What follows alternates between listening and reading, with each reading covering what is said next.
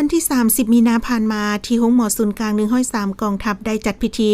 มอบหับเงินช่วยเหลือจากธนาคารพัฒนาลาวสาขาดอนนูนเพื่อสมทบทุนช่วยเหลือพนักงานและแพทย์หมอที่ได้รับผลกระทบจากเหตุการณ์พายุหมังเห็บตกในระยะผ่านมา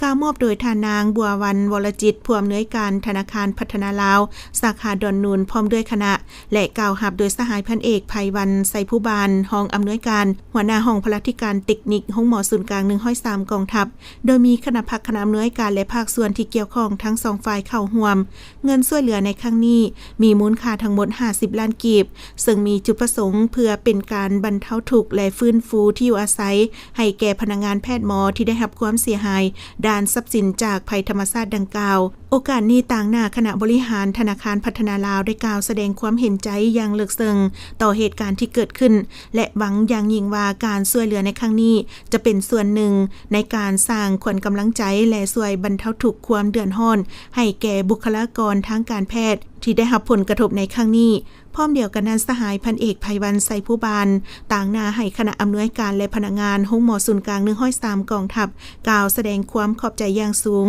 ต่อน้ำใจอันประเสริฐของธนาคารพัฒนาลาวที่มีความเป็นห่วงเป็นใยให้ความสำคัญต่อชีวิตการเป็นอยู่ของพนักงานแพทย์หมอผู้ที่อุทิศตนเพื่อรับใช้สังคม